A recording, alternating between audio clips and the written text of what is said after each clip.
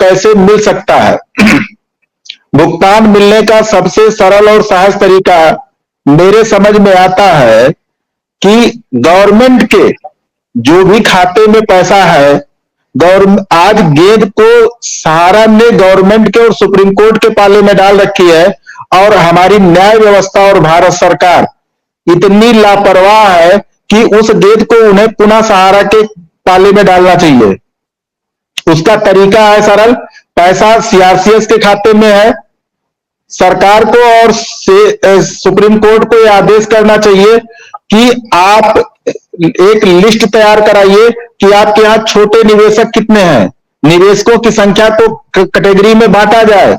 10,000 तक के निवेशक को पहले लिया जाए, 25,000 तक के निवेशक को बाद में लिया जाए, 75,000 1 लाख के निवेशक को बाद में लिया जाए, वित्त ब्याज सहित। ये तो हुआ कि हड्डी फेंक करके लड़ाया जा रहा है। यहां लड़ाने की बात है, मैं बहुत पारदर्शिता में बात कर रहा हूं। 1 लाख का भुगतान खत्म हो, उसके आगे 2 लाख, 4 लाख, 5 लाख का क्राइटेरिया बढ़ाया जाए और बाकायदे पेपर में गजट कर दिया जाए।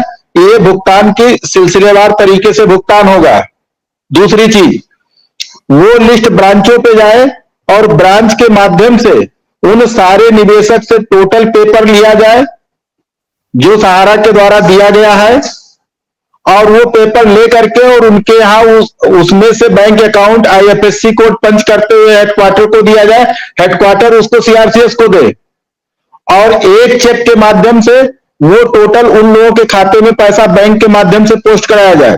जब ये लिस्ट वहां पहुंच जाए तो जितने लोगों का पैसा वहां सब कुछ सही मिलता है, उतने लोगों को वाउचर छापने का आदेश दिया जाए, उतने डिपॉजिटर कार्यालय में आएंगे, बवाल नहीं होगा। उनका वाउचर कार्यालय से छपे, दूसरे दिन उनके पैसे को उनके खाते में आरटीजीएस करा दिया जाए। ये सबसे सरल और सहज तरीका है। पोर्टल में जो समस्याएं हैं, डीपीटी के माध्यम से किसी का डीपीटी फीड नहीं है, किसी का फीड है तो वो बैंक अकाउंट बंद है, किसी का फीड है तो वो माइनस में चला गया है। तमाम ऐसी समस्याएं हैं। बैंक में जाइए, वो डीपीटी फीड नहीं कर पा रहे हैं, तमाम बैंक वाले ऐसे हैं। तो ये भुगतान का एक सरल और सहज तरीका है।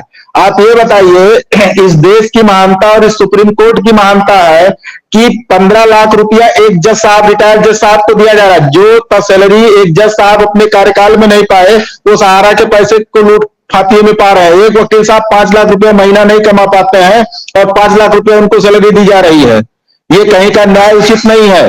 अगर न्याय है और भुगतान करने की मंशा सरकार और सुप्रीम कोर्ट की है और पब्लिक की चिंता है दोनों लोगों को, तो सबसे सरल सहज तरीका यह है कि सहारा इंडिया के पाले में गेट को रिटर्न डालें कि आप अपने कार्यालय के माध्यम से वित्त ब्याज सहित का पेपर सिलेंडर कराएंगे, लेकिन पैसा मेरे अकाउंट से जाएगा, जिसका प्रयोग कंपनी ने 2022 में कर चुकी है।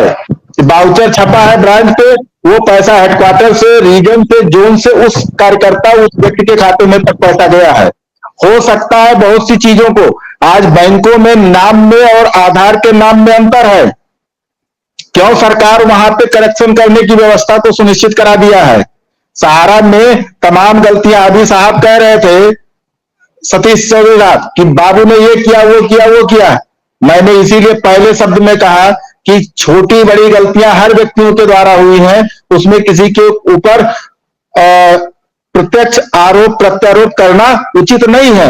हाँ, गलती हुई है तो उसका समाधान कैसे हो, ये चीज सोच करके निकालने की आवश्यकता सुप्रीम कोर्ट को भी होनी चाहिए, सरकार को भी होनी चाहिए और कंपनी को भी होनी चाहिए। जितने भी परेशानियां, उसका एक ही हल निकलता है कि जो संस्था में जिम्मेदार व्यक्ति है, अगर वो गलत है उसको आप पनिश करिए, वहां पे आप अपने आधार पे वहां आदमी बैठाइए और उसको सही तरीके से सिस्टमेटिक ढंग से आप भुगतान कराइए। भारत के किसी भी फाइनेंशियल ऑर्गेनाइजेशन का भुगतान जिसने पैसा लिया है उसके अलावा दूसरा कोई व्यक्ति भुगतान कर ही नहीं सकता है और करा ही नहीं सकता है। इस बात को मैं पूरे दावे के साथ कहता हूं। आपके मंच पे मैं दूसरी या तीसरी बार जुड़ा हूं। भुगतान का इससे सरल और सहज तरीका कोई नहीं है, और जिस दिन पेपर में गजट हो जाएगा कि इस क्राइटेरिया का भुगतान ब्रांच से होगा, न जमाकर्ता ब्रांच पे आपाधापी मारेगा, न कोई मारेगा, सबके अंदर एक भरोसा विश्वास जगेगा। और 5,000 करोड़ रुपया, भाई लोग कह रहे हैं सहारा इंडिया भुगतान नहीं होता है, मैं कहता हूं होता था। 5,000 करोड़ रुपया 18 महीने में सरकार नहीं भुगतान कर पाई और 5,000 करोड़ रुपया कंपनी 15 दिन में भुगतान करती थी। यहाँ एफडी का री-इन्वेस्टमेंट होता था, डेली का नहीं री-इन्वेस्टमेंट होता था। डेली का तो 100% भुगतान जाता था ब्रांचों से। ऐसे हम कैसे कह दें कि सहारा 100% गलत है? और जो रह गया सवाल, जो ये बातें थी कि सहारा भुगतान नहीं दे रही थी, ये गलत है। नहीं, ठीक बात है। नहीं, आप सही बोल रहे हैं। आपकी बात बिल्कुल बहुत तर्कपूर्ण बात आपने कही है, लेकिन सवाल ये है कि ये जो अच्छी बात आपने की, ये अच्छी बात सरकार करने नहीं जा रही है, नहीं कंपनी कर रही है। इसलिए तो आपको सुप्रीम कोर्ट जाना पड़ रहा है। सुप्रीम कोर्ट गए हैं आप लोग, मालूम है ना? तो सुप्रीम कोर्ट का फिर डंडा चलेगा, तभी जाकर के बात बनेगी। ये अच्छी बात तो है नहीं। खैर, आपने जो राय दी है बहुत अच्छी राय है। मैं भी ये मानता हूं कि इस राय पर अमल होना चाहिए। ये जो सोनेलाल शाह दिख रहे हैं, सोनेलाल शाह, ये जो अभी महेश मौर्य जी ने कहा कि ये तरीका, इस तरीके से पैसा होना चाहिए, क्या आप इस बात से सहमत हैं? गन्ने की कड़ी बुनियाद, जिसे मराठी में खुडक्या और कुछ उत्तर भारत के क्षेत्रों में खुटकी भी कहा जाता है, उसे केवल भोलानाथ का 2-in-1 बैटरी ऑपरेटेड हार्वेस्टर कम ब्रश कटर आसानी से और बिना रुकावट के काट सकता है।